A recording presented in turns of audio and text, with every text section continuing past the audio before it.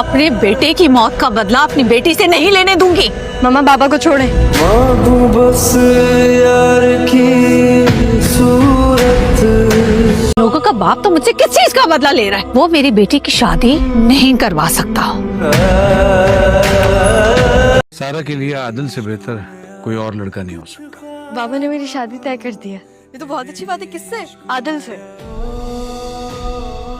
आखिरकार वो लम्हा आ गया जिसका सबको शिद्दत से इंतज़ार था। जी हाँ, शाज़िया लौट आई है और इस बार वो खामोश नहीं बैठेगी। मज़हर की ज़ुबान पर छा जाने वाली वो खामोशी और फरहत के चेहरे पर पड़ने वाला वो खौफ, ये सब कुछ कहानी में एक तूफ़ान की तरफ इशारा है।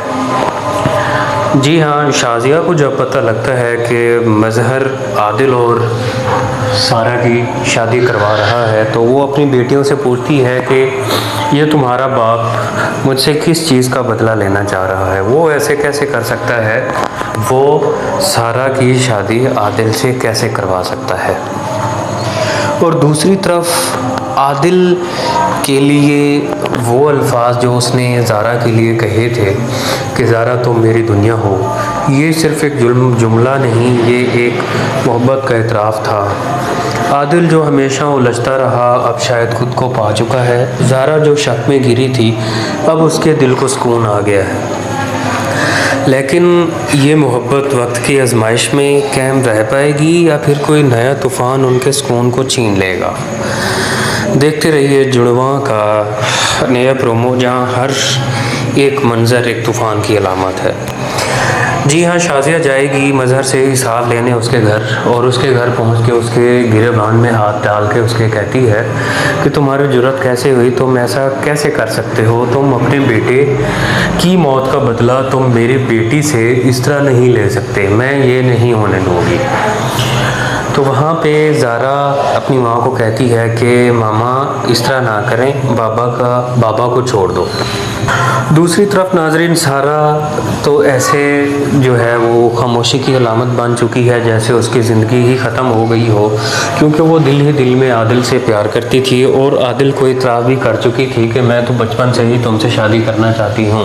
लेकिन जब वो सुनती है कि ज़ारा और आदिल की शादी हो रही है तो ऐसे महसूस होता है जैसे उसकी खुशियों को आग लग गई है और उसकी दुनिया ही उजड़ गई है।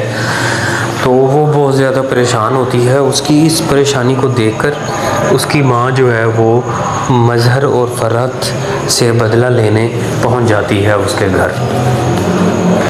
ये रिश्ते जो कभी मोहब्बत और उम्मीदों का आंगन थे अब ज़ख्मों के सहरा में तब्दील हो चुके हैं। क्या मोहब्बत जीत पाएगी या ये ज़ख्म हमेशा के लिए शाज़िया के सीने में धंस जाएंगे?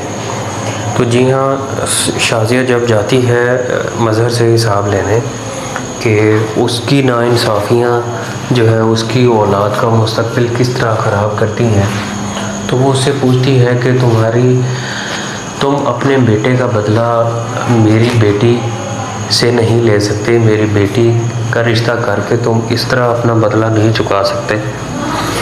तो दूसरी तरफ हम देखेंगे कि जब आदिल और ज़ारा का रिश्ता तय हो जाता है और जब ये हकीकत बन जाती है कि आदिल जो हमेशा उलझता रहा अब शायद खुद को पा चुका है, ज़ारा जो शक में घिरी थी अब उसके दिल को करार मिलने वाला है।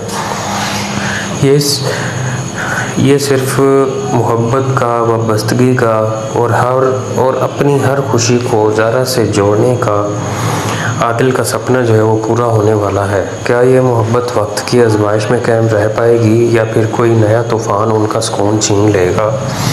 ये सब देखने के लिए मेरे चैनल को सब्सक्राइब करें।